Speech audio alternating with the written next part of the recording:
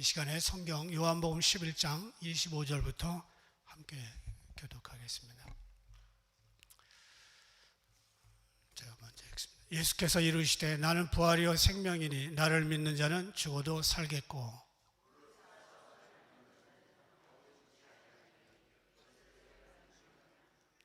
이르되 주여 그러하외다. 주는 그리스도시요 세상에 오신 하나님의 아들이신 줄 내가 믿나이다.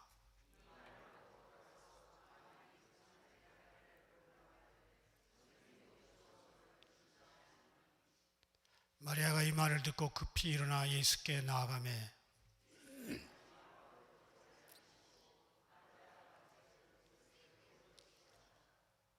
마리아와 함께 집에 있어 위로하던 유대인들은 그가 급히 일어나 나가는 것을 보고 곡하러 무덤에 가는 줄로 생각하고 따라가더니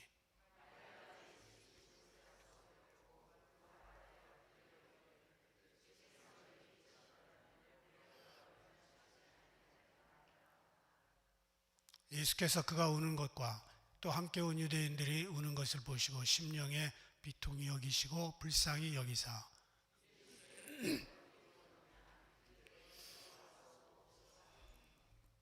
예수께서 눈물을 흘리시더라.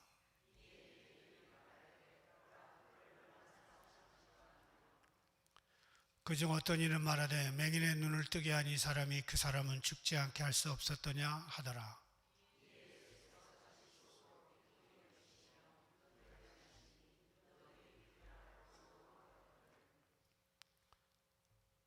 예수께서 이르시되 돌을 옮겨 놓으라 하시니 그 죽은 자의 눈이 마르다가 이르되 주여 죽은 지가 나흘이 되었음에 벌써 냄새가 나나이다.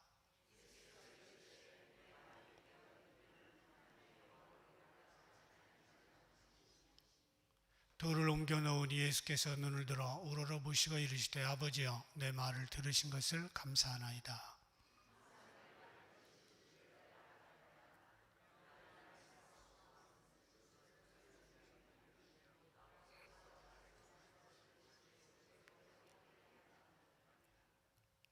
이 말씀을 하시고 큰 소리로 나사로야 나오라 부르시니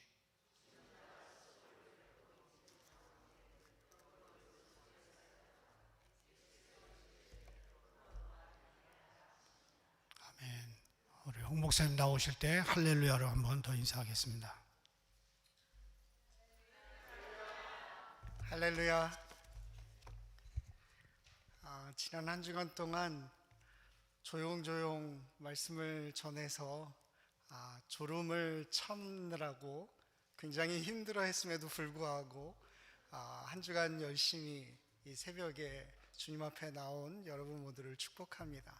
우리 옆에 계시는 분들 보면서 한번 인사했으면 좋겠습니다. 당신의 얼굴을 보니 하나님의 얼굴을 보는 것 같습니다.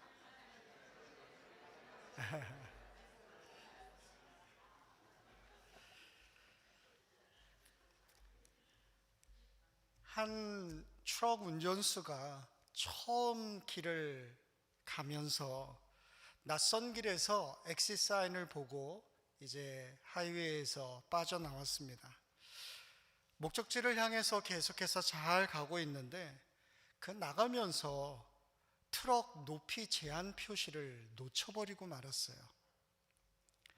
결국 트럭이 다리 밑에 껴버리고 말았습니다. 앞으로 가지도 못하고 뒤로 후퇴도 못하게 되었습니다. 경찰도 오고 차를 해체하는 사람들도 막 왔어요. 난리가 났는데 결국 그 트럭을 그 낀 다리에서 빼내는 일에 실패하고 말았습니다. 사람들이 막 모여들기 시작하고요. 이거 어떻게 하나 걱정하고 염려하기 시작했어요. 그런데 그 옆을 지나가던 한 꼬마가 자전거를 타고 가고 있었는데요. 이 꼬마가 내가 이 차 빼낼 수 있는 방법을 압니다. 그런 거예요. 꼬마애가 얘기하니까 무시해버렸습니다. 아무도 그것을 듣질 않아요. 했더니 이 꼬마아이가 경찰 아저씨를 붙잡고서 내가 이 방법을 압니다. 계속해서 큰 소리로 얘기했어요. 그래, 네가 아는 방법이 뭐냐? 한번 얘기해봐라. 했더니 이 아이가 그러는 거예요. 트럭 바퀴에 에어를 빼보세요. 말 그대로 추락이 쉽게 빠져나올 수 있었습니다. 여러분, 이 스토리는 사실 우리에게 굉장히 중요한 교훈을 안겨줍니다.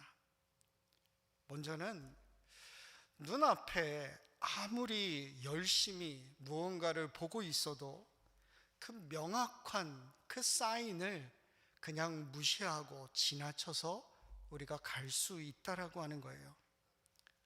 그리고 또 하나는요, 정말 지혜로운 사람은 그 사인에 집중하는 법을 배우게 된다라고 하는 것입니다. 이번 한 주가 있으면서 부목사님들이랑 같이 식당을 갈 기회가 있었는데요. 여기 오래 사셨는데도 어디가 식당인지 잘 모르더라고요.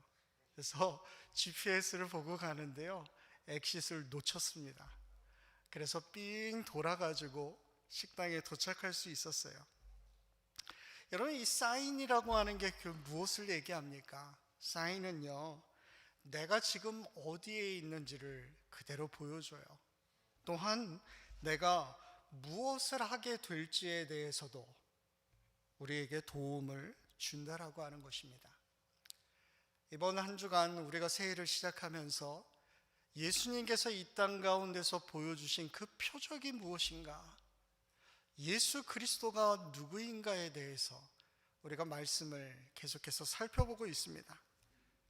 인도의 성자였던 선다싱이라고 하는 사람이 있어요.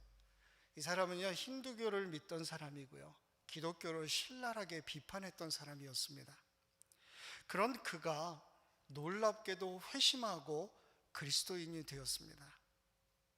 인도와 티베트 등지를 계속 돌아다니면서 예수 그리스도를 증거했고요, 특별히 자신이 믿었던 그 힌두교인들에게 가서 복음을 증거하는 일에 얼마나 열심을 냈는지 모릅니다. 그가 영국에 갔을 때요, 한 신학 교수가 그에게 물어봤다 그래요. 당신은 힌두교에서 기독교로 개종했는데 힌두교가 기독교와 비교해서 갖고 있지 않은 그것이 무엇입니까? 그랬더니 산다싱이 얘기합니다. 그건 바로 예수 그리스도입니다. 신학 교수가 너무 간단하게 얘기하니까 다시 한번 질문했어요. 힌두교에는 없는 아주 특별한 교리나 가르침이 이 기독교에 있습니까?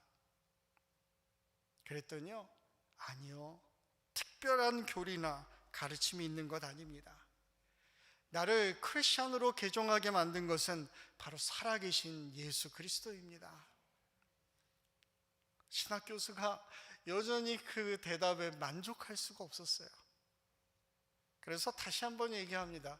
제가 질문하고자 하는 의도가 잘 전달이 안 된 것 같은데요, 제가 묻고 있는 것은 당신으로 하여금 이 기독교를 그토록 믿도록 만든 어떤 신학적인 사상이나 교훈이 있느냐는 말입니다. 선다칭이 이 세 번째 질문에도 동일하게 얘기했어요. 그것은 예수 그리스도입니다. 사실 누군가가 그리스도인이 된다라고 하는 것은 기독교의 다른 어떤 종교에서는 볼 수 없는 고매하고 탁월한 가르침이나 철학이 있기 때문이 아니라는 거예요. 옛사람을 변화시켜서 새 사람이 되게 하는 것은 교리나 철학이 아닙니다. 그것은 예수 그리스도입니다. 그렇기 때문에 사도 요한도 이 요한일서 5장 12절에 보면 아들이 있는 자에게는 생명이 있고 아들이 없는 자에게는 생명이 없다, 분명하게 이야기합니다. 이를 위해서 예수님 자신도 이 땅 가운데서 그 표적을 통해서, 사인을 통해서 자신이 이 땅 가운데 오신 이유를 계속해서 우리들에게 말씀하고 있는 거예요. 여러분, 오늘 우리가 이제 마지막 7번째 표적에 대해서 함께 말씀을 나눕니다. 한 주간이 어떻게 이렇게 후딱 지나갔는지 모르겠습니다.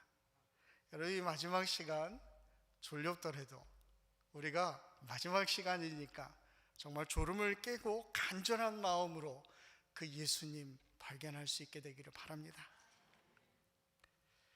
오늘 본문에 나타난 표적은 이제 예수님께서 십자가에 돌아가시기 전 마지막으로 죽은 나사로를 살리신 사건이에요.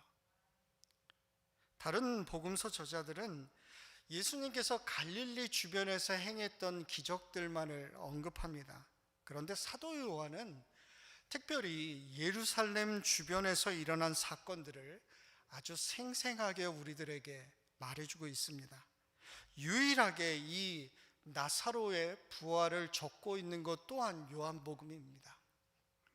이 마지막 표적이 정말 중요한 것은 이것이 예수님의 부활을 예고하고 있기 때문에 그래요. 그럼 오늘 이 사건이 일어난 곳은 베단이라고 하는 도시입니다. 이 도시는요, 예루살렘에서 동쪽으로 약 2마일 정도 떨어져 있는 곳이에요. 이곳에는 마리아와 마르다와 그리고 그 오빠 나사로가 살고 있었다, 그렇게 적고 있습니다.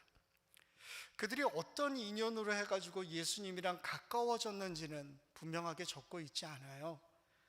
그런데 마리아는요, 그 앞에 2절 말씀에도 보면 향유를 주께 붓고 머리털로 그의 발을 씻으신 그런 여인이었다, 그렇게 적고 있습니다. 그리고 5절에는 보니까 예수께서 본래 마르다와 그 동생과 나사로를 사랑하셨다 적고 있어요. 분명 예수님과 이 가족들과는요, 굉장히 가까운 사이였습니다. 예수님이 예루살렘에 들르실 때마다 항상 그 예루살렘 성 밖으로 나가서 이곳에서, 특별히 이 집에서 머물었던 적이 굉장히 많이 있었습니다. 그런데 지금 그 가족 중에 한 명이었던 나사로가 심각한 중병에 걸려 있었던 거예요. 여러분, 이 굉장히 비약적이긴 하지만 이 베단이라고 하는 말 자체가 가난한 사람들의 집이다라고 하는 의미를 가지고 있습니다. 그러니까요, 예루살렘 성 안으로 들어가지 못하고 성과 가까운 쪽에 가난한 사람들이 모여서 함께 살던 곳이었다, 그것을 우리들에게 말해주고 있는 겁니다. 그러니까요, 그 마을에 있는 사람들이 아파도요, 의사의 진단을 받기가 쉽지 않습니다. 그냥 병들면 시름시름 앓다가 죽어가는 겁니다. 11절에 예수님께서 나사로를 얘기하면서 친구라고 얘기하고 있어요. 그러니까 친구가 지금 병에 걸려서 죽어가고 있는 거예요. 그 마음이 얼마나 안타까웠는지 우리가 한번 상상해 볼 수 있을 겁니다. 지금 상황은요, 예수님께서 예루살렘에서 계시다가 유대인들이 자기를 잡으려고 하니까 그 위협 때문에 요단강 저편으로 넘어가 있었다, 이렇게 적고 있습니다. 그러니까요, 그 요단강 저편에서 베다니까지 가는 데는요, 하루 정도의 시간이 걸리는 겁니다. 물론 걸어서 가는 거지만 마음만 먹으면 즉시라도 달려갈 수 있는 그러한 거리에 예수님께서 계셨다라고 하는 거예요.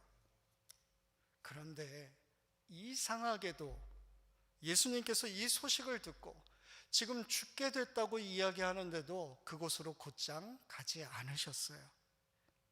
6절에 보니까 예수님께서 그곳에서 이틀이나 더 머물고 그리고 가셨다 말씀하십니다. 왜 바로 가가지고 이 나사로를 살리지 않았느냐라고 하는 거예요. 어떻게 보면 이것은요, 그냥 나사로가 죽기를 기다렸다라고 하는 표현일 수도 있습니다. 예수님께서 나사로를 사랑하지 않았기 때문에 거기 이틀이나 더 머물렀던 것은 아닐 거예요. 두 자매가요, 사람을 보내가지고 예수님한테 그 소식을 전하는데요, 이렇게 얘기합니다. 주여, 주께서 사랑하시는 사람이 지금 병들었습니다. 여러분, 이 표현이 어떤 의미를 담고 있는지 아시겠죠? 나사로가 지금 병들었어요, 와주세요. 이거보다는요, 당신이 사랑하는 자가 지금 병들었습니다. 뭔가 사랑하는 사람이라고 이야기하면 당장이라도 달려와 주지 않을까, 그런 마음이 그녀에게 있었던 겁니다. 그런데요, 그 말 한 다음에 사도 요한이 5절에 보면 이렇게 적고 있어요. 예수님께서는 나사로를 사랑하셨습니다. 사랑하는 자라면 당장 달려가야 되는데 예수님은 사랑함에도 불구하고 당장 가지 않으셨다라고 하는 것을 아주 비교해서 우리들에게 말해주고 있는 거예요. 여러분, 재밌는 것은요, 여기에 언급하고 있는 사랑이라고 하는 단어가 서로 다르다는 것입니다.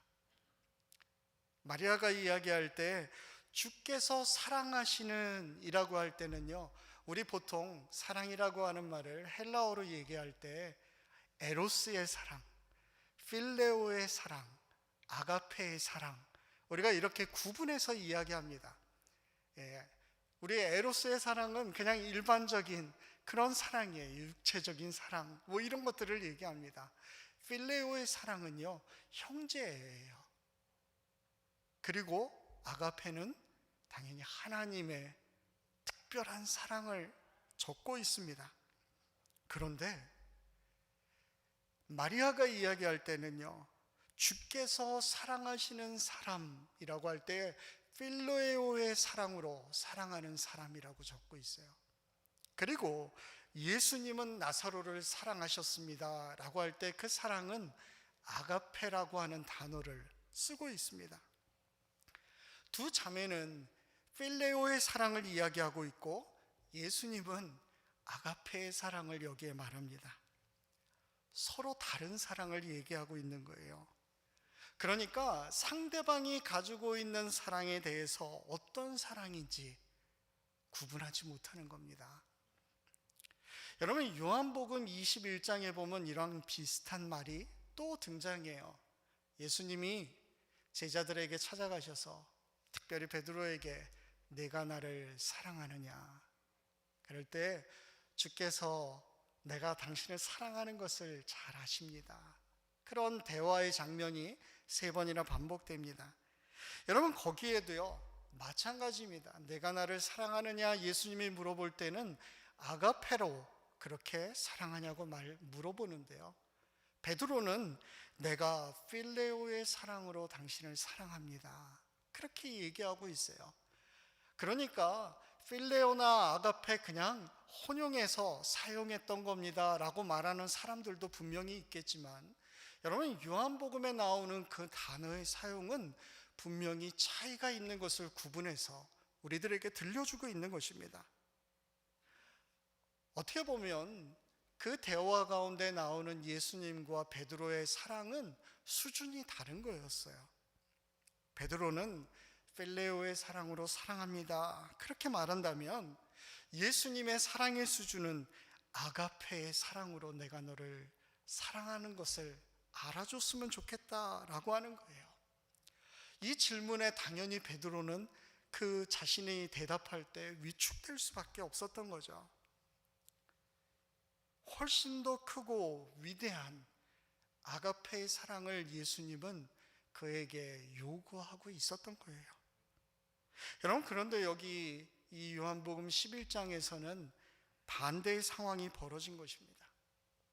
두 자매는 단순한 감정적인 필레오의 사랑을 요구하면서 예수님이 당장이라도 찾아와 줄 것을 요구하고 있지만, 예수님은 더 큰 아가페의 사랑으로 무언가를 머릿속에 그리고 계셨던 거예요.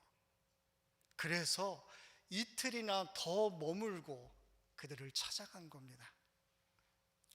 여러분, 우리에게는요, 우리가 모르는 더 깊은 생각을 예수님께서 가지고 계시다라고 하는 것을 우리가 늘 생각할 수 있어야 합니다.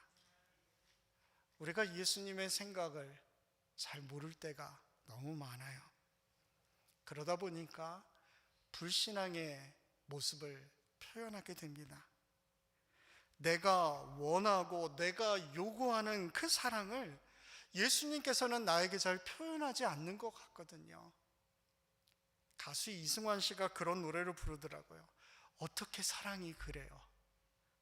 여러분, 우리가 종종 하나님 앞에 나와서 기도하면서 하나님 나를 사랑한다면 어떻게 이렇게 하실 수 있습니까? 내가 이렇게 병들었는데, 내 상황이 이렇게 힘든데 어떻게 이래요? 나 정말 사랑하는 거 맞아요? 우리 하나님 앞에서 그렇게 원망할 때가 너무너무 많은 거예요. 지금 마리아와 마르다 역시도 이 점이 도무지 이해가 되지 않습니다. 어떻게 사랑하는 사람이 죽어간다 그러는데 한 걸음에 달려오지 않습니까? 그래서 예수님이 사흘 후에 찾아왔어요. 찾아왔더니 원망 섞인 말로 예수님에게 막 따졌습니다. 주께서 여기 계셨더라면 당신이 그토록 사랑했던 내 오라비가 죽지 않았을 겁니다. 너무 늦었다는 거예요. 왜 이렇게 늦게 왔어요? 그래서 내 오빠가 죽었습니다. 원망하는 겁니다. 그런데 예수님께서 그때 빛을 본 자는 절대 넘어지지 않는다. 세상에 빛으로 오신 그 예수님을 본 자는 절대 실족하지 않는다라고 하는 것을 얘기하세요. 여러분, 이게 무슨 말입니까? 가장 절망적인 상황을, 가장 위대한 소망을 꿈꾸는 그 자리로 바꾸시기 위해서 예수님은 지금 이렇게 하고 계신다라고 하는 것을 말하는 겁니다. 우리가요, 다른 사람들은 잘 이해할 수 없을지 모르지만 한 가지 분명한 것이 있다면, 죽은 나사로를 다시 살리시고 예수님께서 죽으신 후에 부활하시는 것을 마지막으로 우리에게 보여주시는 것이구나 라고 하는 것을 다시 한번 깨닫게 되는 거예요. 여러분, 여기 한번 잘 보십시오. 예수님께서 나사로를 찾아왔을 때는요, 그가 이미 죽은 지 사흘이 지났다 그랬어요. 그러니까 4일째 되던 날 예수님께서 오셨습니다. 나사로가 아프다는 소식을 전한 사람도 아마 베다니에서 예수님이 계시던까지 하루 길을 걸어서 왔을 겁니다. 그리고 예수님께서 그곳에 이틀 더 머무셨어요. 그리고 이제 베다니로 가는 길이 하루 정도의 시간이 걸리는 거예요. 그러니까 이렇게 해서 총 4일이 지난 것입니다. 어떻게 보면 처음 나사로가 아프다라고 해서 사람을 보냈을 때 바로 그때 이미 나사로는 죽었던 것입니다. 그 소식을 듣자마자 예수님께서 뭐라고 이야기하십니까? 이 병은 죽을 병이 아니다. 이미 죽었는데, 지금 다른 장소에서 예수님은 이 병이 죽을 병이 아니다. 이것은 하나님의 영광을 위한 것이고 이 일을 통해서 하나님께서 영광을 받으실 것이다. 그렇게 말해요. 꼭 저쪽에서 보이지 않는 곳에서 지금 이쪽에 일어나는 일들을 다 알고 있는 것처럼 예수님은 이미 말씀하셨던 거예요. 여러분, 소식을 들었을 때 나사로는 죽어 있었습니다. 그런데 하나님의 영광이 드러날 기회를 만들어 놓았기 때문에 그는 이틀이나 더 머물렀어요. 인간의 도리로 생각한다면 당장 가야죠. 그런데 이미 죽은 나사로를 확실히 죽도록 이틀이나 더 머무셨던 거예요. 여러분, 말이 좀 이상하죠? 죽은 후에 달려가는 거라면 지금 가나 이틀 동안 기다렸다가 가나 어차피 죽은 건 마찬가지입니다. 여러분, 그런 죽은 자에게 생명을 다시 줘서 살리는 거라면 언제 살리는 게 훨씬 나을까요? 언제 살려야지만 하나님의 영광이 더 드러날 수 있을까요? 그렇습니다. 주님께서 지금 이렇게 하시는 것은 충분한 시간이 지난 후에 출발하셔서 나사로가 정말로 죽었구나라고 하는 것을 모든 사람들이 알게 되었을 때, 그때 주님의 능력이 그 가운데 나타나는 것을 보여주기 위함이었습니다. 이를 통해서 하나님의 영광이 드러나고 하나님의 아들이 영광을 얻을 수 있었어요. 즉 나사로의 죽음이 사람들에게는 표적이 되었던 것입니다. 사실 십자가는 기적이 아니에요. 십자가는 실패의 모습이었습니다. 그 당시에 십자가에 달린 사람들은 정말 비참한 죽음을 당한 사람들이었습니다. 유대인들이 볼 때 십자가는 저주의 상징이었어요. 이방인들이 볼 때는요, 국가 반역죄로 매달린 사람들이 죽는 곳이 십자가였습니다. 그런데 왜 이 십자가가 하나님의 영광이 될 수 있었습니까?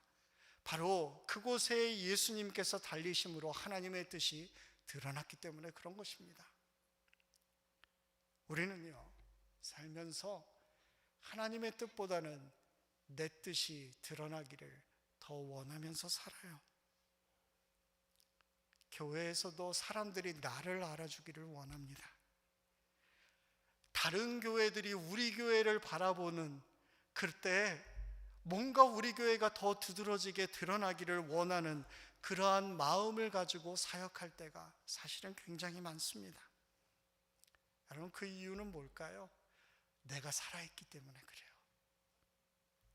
그래서 하나님의 영광이 드러나질 않습니다. 여러분, 지렁이도 밟으면 꿈틀한다 그러죠. 그게 무슨 의미일까요? 지렁이가 아직 죽지 않았다는 거예요. 죽지 않으니까 꿈틀거리는 거예요. 죽으면 아무것도 할 수 없습니다. 쉽게 말하면 예수님은 지금 나사로의 죽음 앞에서 좀 더 기다렸다가 무덤에 장사 지내고 그리고 썩은 냄새가 진동할 때 그를 살리셨던 것입니다. 여러분, 우리가 살아있으니까 말씀 그대로 살지 못해요. 내 생각, 내 고집이 있습니다. 내 주장이 있어요. 그러니까 죽지 않으니까 그 말씀이 우리 안에 살아날 수가 없다는 것입니다. 여러분, 어떤 분들은 이 말씀을 읽으면서 그런 생각도 할 것 같아요. 예수님이 정말로 사랑하는 사람이었다면 아예 처음부터 병이나 주지 말지. 병 생기지 않게 해가지고 하나님께 영광 돌리면 되지. 병도 주고 심지어는 완전히 죽여놓고 굳이 나중에 그렇게 살려야만 했는가? 이건 말도 안 되는 얘기야. 여러분, 이렇게 생각하는 분 없으세요? 저는 미국에 1993년도에 왔습니다. 대학 졸업하고 와서 유학 생활을 시작했어요. 10년 동안 공부하면서 나름 목회를 위해서 준비하고, 그리고 이제 LA에 가서 부목사로 그렇게 사역을 하려고요. 준비하고서 이제 모든 공부를 마치고 갔습니다. 그래서 LA에 갔을 때 이제 가자마자 목사 안수를 받아야 됐어요. 사실 미국에 처음 왔을 때 1995년도에 안수를 받을 기회가 있었습니다. 근데 그때는 제가 싱글이었어요. 싱글인데 안수 받으면 여러 가지 사역하는 것도 쉽지 않을 것 같고, 그래서 나중에 받아야 되겠다. 결혼하면 받자. 그런 생각을 하고 있었거든요. 그런데 이제 2001년도에 결혼하고 이제 풀타임으로 사역을 하면서 LA로 간 겁니다. 근데 그곳에서 사역하다가요, 어느 날 주일날, 그러니까 2005년 1월 달에 원인도 알지 못하는 이유로 쓰러졌습니다. 이른 주일 새벽에 너무 그 통증이 심해가지고요, 안 되겠어서 ER로 들어갔어요. 들어갔더니 제 몸 안에 있는 모든 기관들이 다 멈춰버린 것입니다. 그래서 여러 가지 진단들을 했는데요, 간에 앱세스라고 하는 독성을 가진 그 액체들이 간을 80% 이상을 뒤덮고 있어가지고 제 모든 펑션들이 다 멈춰버린 거예요. 그래서 급하게 등에 구멍을 뚫고 호수를 놓아서 그것을 흘려보내는 그 일을 한 달 동안이나 했습니다. 병원에 들어가 있으니까 아무것도 할 수 없는 거예요. 근데 이게 참 이상한 게요, 멀쩡하다가 어느 순간 몸의 온도가 109도, 110도까지 막 올라가기 시작해요. 그래서 막 죽으라고 하나님 앞에 기도하면 온도가 또 내려가면 멀쩡해집니다. 그런 일들이 계속해서 반복이 됐어요. 그런데 그때가 제가 목사 안수를 위해서 마지막 인터뷰를 할 때였습니다. 근데 제 생각에는요, 안수를 받아야 되는데 이번에 놓치면 안 되는데, 그래서 어떻게든 그거 받아야 되겠다고 컴퓨터 좀 가져오라 그래서 그거 준비하려고 그렇게 했어요. 그런데 너무너무 아프고 정말 그 고통을 제가 감당할 수가 없더라고요. 그래서 하나님 앞에서 기도가 절로 나오는데요, 하나님, 저 목사 안수 안 받아도 괜찮습니다. 그런데 하나님 살려주시면 제가 교회 개척하겠습니다. 하나님께서 저로 하여금 그런 고백을 하게 하시더라고요. 근데 놀랍게 그 병원 한 달 동안 있으면서 제 그 간을 덮고 있던 그 독극성의 그 물질이 여전히 하나도 사라지지가 않는 거예요. 그래서 제 아내랑 기도하면서 하나님, 이게 도대체 무슨 이유입니까? 정말 힘들게 미국까지 오게 하고 공부하게 하시고 하나님의 뜻을 위해서 제가 목회하겠다고 그렇게 모든 거 다 포기하고 이곳까지 왔는데 하나님, 여기서 저를 죽게 하십니까? 그때 너 목사 안수 받는 거 그렇게 중요한 거 아니야. 그 마음을 저한테 주시더라고요. 그래서 그때 하나님, 제가 새로운 마음으로 교회 개척하고 하나님 영광 위해서 살겠습니다. 그런 이야기를 하나님 앞에서 계속해서 했는데요, 한 달이 지나도 아무 변화가 없어요. 근데 그때 하나님께서 믿음으로 그 호수 떼고 나가라고 말씀하시더라고요. 저희 개인적인 고백입니다. 그래서 그냥 나가려고 했는데 그 나가기로 의사에게 얘기하고 이제 디스차르지 하기 위한 서류들을 적고 있었는데요, 복도에서 제 아내가 저 처음에 등에 호수를 꽂았던 그 중국인 의사를 만났습니다. 근데 저를 기억하고 있는 거예요. 어떻게 됐냐고. 그래서 여전히 똑같이 아무것도 변화된 게 없다 그렇게 얘기했더니 이분이 그러는 겁니다. 그럴 리가 없다. 제대로 다 됐기 때문에 아무 문제 없을 것이다. 다시 한번 검사하자 그러는 거예요. 그런데 그 전날 이미 모든 거 다 검사해가지고 아무 변화가 없다라고 하는 것을 이미 저는 차트를 통해서 봤습니다. 그런데 의사가 그렇게 하자 그래서 그러면 이틀 동안 더 병원에 있기로 하고 하루 약을 먹고서 기다렸습니다. 그리고 촬영을 하고 나중에 그 결과를 받아봤는데요, 놀랍게도 모든 게 다 사라졌습니다. 그래서 사실은 프라이머리 닥터가 3분이었는데 2사람은 이 사람 간 수술을 해야지만 살 수 있습니다 그랬고요, 한 사람만 이 사람 수술하면 안 됩니다 그랬거든요. 그런데 하나님께서 놀랍게도 아무것도 하지 않은 상황 속에서 그렇게 깨끗하게 만드셔 주신 거예요. 그런데 나와서요, 또 까먹고 있었습니다. 제가 뭐 해야 되는지 몰랐어요. 근데 몸이 회복되고 1년이 지났을 때 이 알라바마 몽고메리에서 어느 분이 저에게 연락을 했어요. 홍 목사, 그때 이제 안수를 받은 후였습니다. 1년 후에.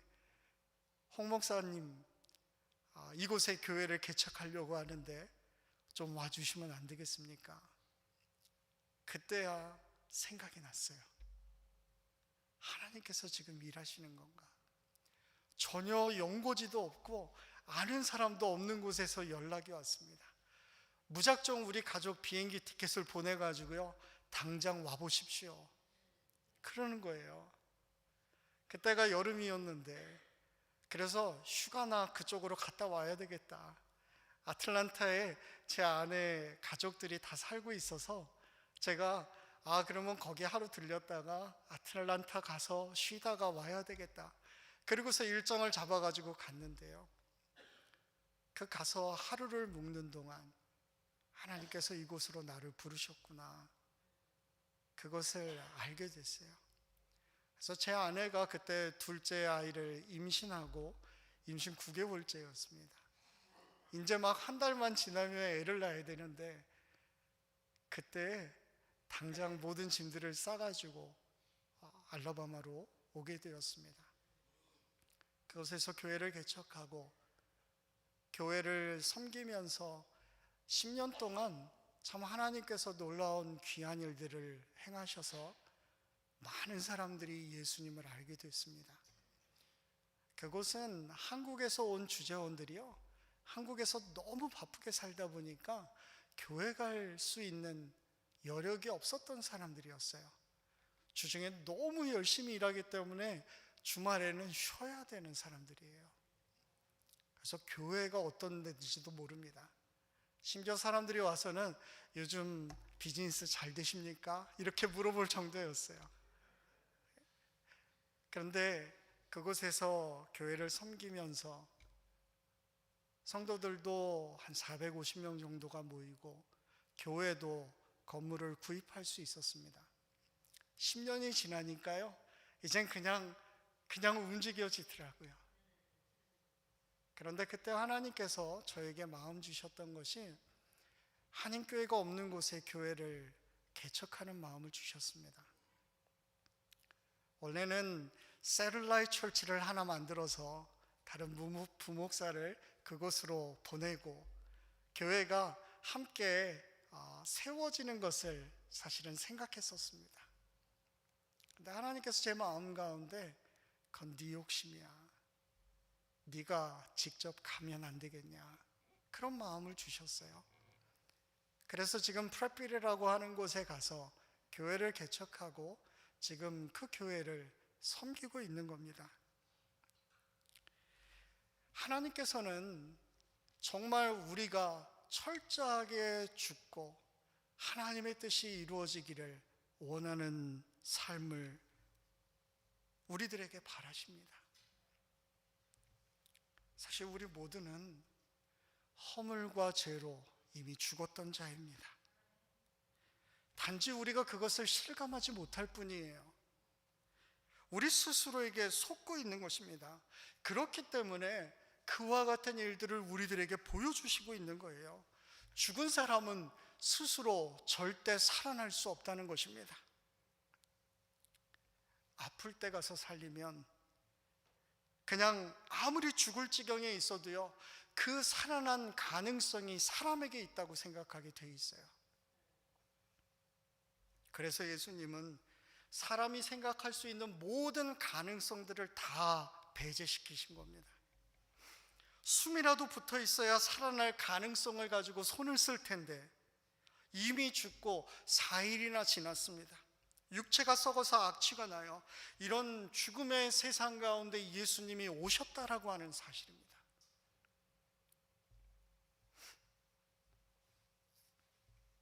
제자들이 어부들이다 보니까 그깟 풍랑쯤이야 우리가 얼마든지 헤쳐나갈 수 있어, 노를 저어서 자신이 원하는 곳으로 가려고 했지만 하나님께서 어떻게 하셨습니까?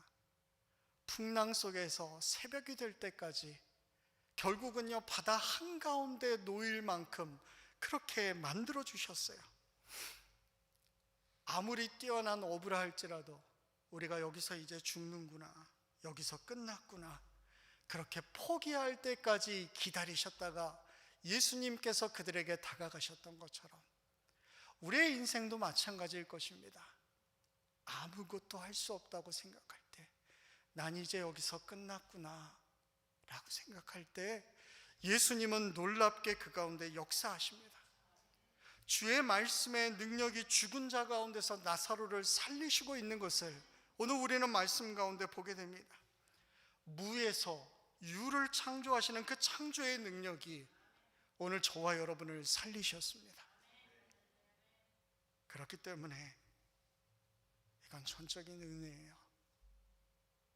저는 보기에는 멀쩡한 것 같은데요, 굉장히 허약합니다. 그래서 전 송구영신 예배 드릴 때마다 항상 그 웨슬리의 언약갱신 그 기도를 성도들과 같이 하는데요. 그 기도하면서 주님, 저에게 1년만 더 주십시오. 1년만 더 주십시오. 내 생명이 있는 한 주님의 말씀을 증거하는 삶, 죽었던 영혼들을 살리는 일에 제가 한 부분을 꼭 할 수 있으면 좋겠습니다. 그런 마음으로 한 해 한 해를 새롭게 시작합니다.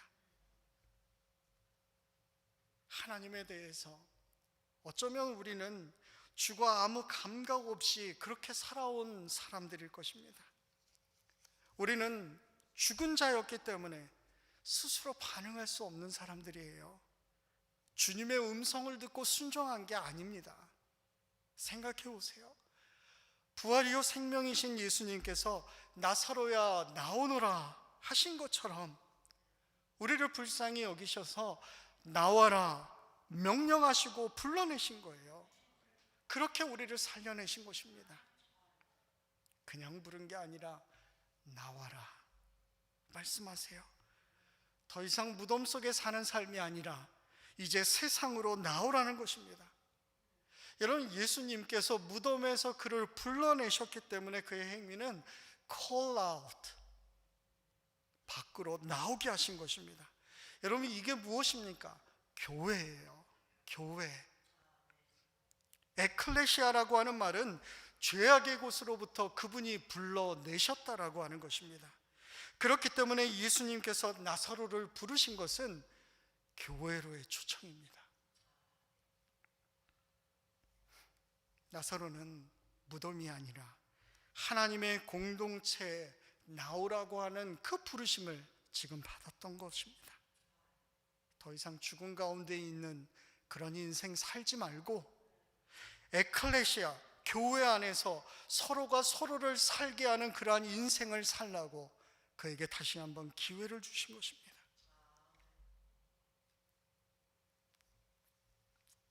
오늘도 주님께서는 저와 여러분을 동일하게 부르셨습니다.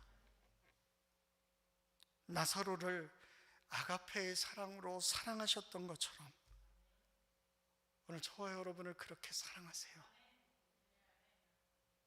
그렇게 살아난 사람들, 그들은 빛 가운데 살아가는 것이에요. 여러분, 예수님께서 14절 15절에서 어떤 이야기 하는 줄 아십니까? 나사로는 죽었다. 내가 거기 있지 않은 것을 기뻐하는 까닭은 너희를 위해서다. 제자들을 위해서라고 얘기해요. 이 일을 통해서 너희가 믿게 될 것이다. 예수님께서 나사로가 죽을 그때 거기 있지 않았던 것을 제자들을 위해서 기뻐한다라고 하는 거예요. 그 이유는 그때 제자들이 믿을 수 있었기 때문입니다.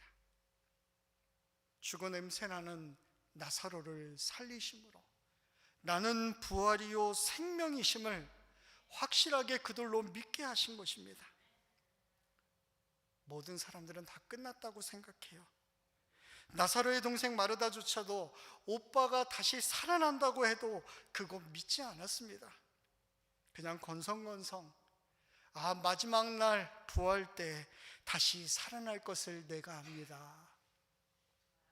지금 당장 살아나는 것은 믿지 못하는 겁니다.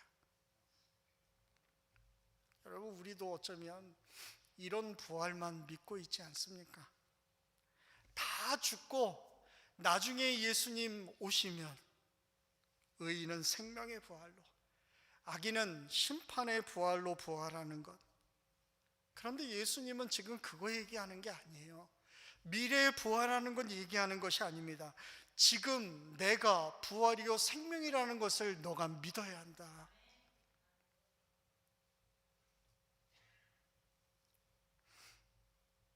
마르다에게 있어서 예수님은요, 단지 자기 오빠를 죽지 않게 만들 수 있는 분이라고 하는 것만 믿었던 거예요. 이미 죽었기 때문에 이제 예수님은 아무것도 할 수 없을 거야, 그런 생각을 하고 있습니다. 이런 마르다에게 예수님께서 나는 부활이요 생명이니 나를 믿는 사람은 죽어도 살겠고 살아서 나를 믿는 사람은 영원히 죽지 않을 것이다. 내가 이것을 믿느냐?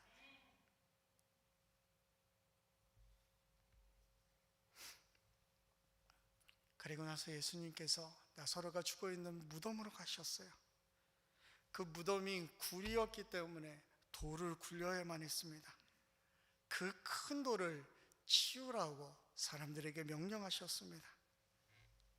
주변에 있는 사람들이 아마 그것을 보면서 수근수근했을 겁니다. 도대체 이 사람이 뭔 일을 하려고 이러고 있는가? 아무리 능력이 많다고 해도 죽은 사람을 살릴 수 있을까? 답답해진 마르다가 옆에 있다가 한마디 던졌어요. 오빠가 거기 있은 지 4일이나 지났기 때문에 냄새가 심할 겁니다. 그때 아랑곳하지 않으시고요, 하나님께 기도하고 무덤 앞에 서서 큰 소리로 외쳤어요. 나사로야 나오라. 나사로야 나오라. 그때 나사로가 살아났습니다. 여러분, 이 이야기가 마지막 표적이라 그랬는데요, 지금 죽은 사람도 살리셨습니다. 가장 놀라운 기적을 통해서 오늘 우리에게 들려주시는 그 메시지가 무엇입니까? 야, 죽은 자를 살리시는 예수님, 그분을 찬양하고 그분을 경배하라고 지금 이것을 기록하고 있는 걸까요? 아니에요. 그것을 뛰어넘습니다. 이 이야기는 나사로의 이야기가 아니에요. 오늘 이 말씀을 듣고 죽음 가운데서 살아나는 우리들을 향해서 들려주고 있는 말씀인 것입니다. 여러분, 그들이 살았던 세상이요, 오늘 우리가 사는 세상과 다르지 않습니다. 제 아무리 좋은 집에서 살고요, 많은 돈으로 떵떵거리면서 그렇게 산다고 해도 하나님 보시기에는 그곳은 한낱 배단위에 불과합니다. 가난한 사람들이 살고 있는 집이에요. 더군다나 그곳에 사는 사람들의 삶은 예수님 오시기 전까지는, 예수님 만나기 전까지는 죽어서 냄새나는 무덤과 같은 곳입니다. 예수님께서 그런 무덤과 같은 곳에 우리에게 찾아오신 거예요. 하나님의 뜻에 의해서 우리를 살리기 위해 인간의 몸으로 이곳에 오셨습니다. 그리고 이 아침 저와 여러분을 누구보다 사랑하신다고 말씀하세요. 그리고 무덤 속에 있는 우리를 향해서 예수님께서 말씀하세요. 성구가 나와라. 누구누구야, 무덤에서 나와라. 무덤 속에 누워 있었던 나사로를 향해 외치셨던 주님의 음성이 바로 나 자신을 위해서 외치시는 음성이라는 것입니다. 죄라는 무덤에서 우리를 부르셨습니다. 여러분, 아이러니한 게 뭐예요? 나사로가 살아났지만 지금까지 영원히 살아있습니까? 육체적으로 그는 또 죽었을 겁니다. 얼마간 살았는지 모르지만 분명히 그는 다시 죽었습니다. 또 죽을 건데 몇 년 더 산다고 해가지고 나사로에게 그게 무슨 의미가 있습니까? 여러분, 이 메시지는요, 우리가 그 살리심을 받았을 때 남은 생애가 부활을 경험하는 새로운 인생을 살라고 부르신 것임을 알아야 합니다.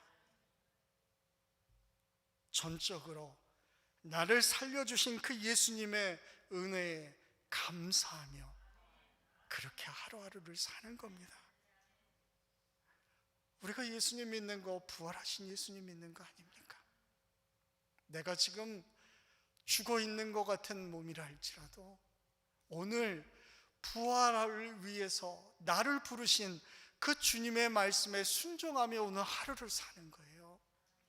그것이 우리의 삶에 진정한 의미가 있고 진정한 교회 공동체의 삶이라고 하는 것입니다. 예수님께서 제자를 부르실 때요, 내가 너희로 사람 낚는 어부가 되게 할 것이다. 사람들이요, 죽음으로 가고 있어요. 다 죽어갑니다. 그런데 너를 통해서 영생으로 인도하는 그러한 인생을 살게 하시겠다. 그래서 우리 살리신 거예요. 영혼을 살리는 인생, 그것을 사는 것이 오늘 우리를 다시 살리신 그 하나님의 놀라운 은혜에 감사하는 삶인 줄로 믿습니다. 여러분은 부활이요 생명 되시는 예수님을 믿으십니까? 믿으셔야 돼요. 여전히 주님과 나 사이에 불신앙이라고 하는 돌로 막혀 있어요. 그래서 온전히 믿어야 하는 그러한 삶임에도 불구하고 믿는다고 하지만 그분께 가까이 나아가지 못하는 그러한 삶을 우리가 살고 있지 않습니까? 내가 부활하라는 건 믿지만 지금 당장 부활하는 그것은 나는 믿지 못하겠습니다. 우리가 그렇게 살고 있지 않느냐는 거예요. 여러분, 우리의 믿음이 때로는요 너무나도 피상적입니다. 그냥 남들이 믿는다 그러니까 그렇게 교회에 나오려고 하는 경우도 있어요. 하나님께서 우리들에게 많은 확신과 약속들도 분명히 주셨음에도 그거 바라본다고 하면서 엉뚱한 것만 쳐다보면서 우리가 그렇게 살고 있는 것이 저와 여러분의 모습이라는 것입니다. 힘든 일이 있고 정말 다 포기하고 싶은 그러한 상황 가운데서도 그리스도의 사랑이 우리를 그 어떤 것으로부터도 끊을 수 없다라고 하는 것을 믿어야 되는데 여전히 불신앙 가운데 있지 않느냐는 것입니다. 예수님께서 돌을 옮기라고 했지만 여전히 우리는 살아날 거라고 생각하지 않아요. 썩은 냄새가 나는데 이거 안 했으면 좋겠습니다. 많은 사람들이요 예수님 믿고 구원받은 새 사람이 되었음에도 여전히 온몸을 배로 칭칭 감고 있는 나사로처럼 문제를 감고 살아요. 죄의식의 배를 칭칭 감고 난 여전히 죄인입니다. 실패와 두려움의 과거 속에서 그 아픔에 칭칭 매여서 그렇게 살고 있습니다. 그래서 주님께서 우리들에게 말씀하시는 거예요. 그를 풀어주어 다니게 하라. 그를 풀어주어 다니게 하라. 이제 여러분들이 해야 할 일이 무엇일까요?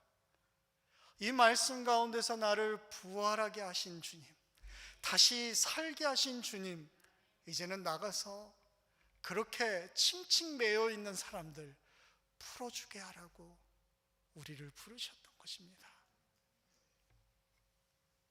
예수님 믿으면 우리의 매여있던 모든 것들, 그 결박된 것들을 풀어주세요. 진리를 알지니 진리가 너희를 자유케 하리라. 그렇습니다. 진리이신 예수님께서 오늘 저와 여러분을 모든 결박에서 자유케 하실 줄로 믿습니다. 오늘 이 어거스타 감리교회가 올 한 해 그 하나님을 찾고자 애쓰고 하나님의 말씀 안에 살고자 할 때 여러분들 주변에 무덤에서 살고 있던 자들이 살아나는 놀라운 역사가 일어날 줄로 믿습니다. 더 이상 배로 감긴 나사로의 모습으로 살지 말고 모든 결박을 풀어내고 여전히 어둠 가운데 누워있는 자들, 빛으로 나왔지만 활동하지 못하는 그 사람들의 결박을 푸는 일에 영적으로 깨어서 하나님 앞에서 귀하게 쓰임받는 어거스타 감리교회 되기를 주의 이름으로 간절히 축원합니다. 같이 기도하겠습니다.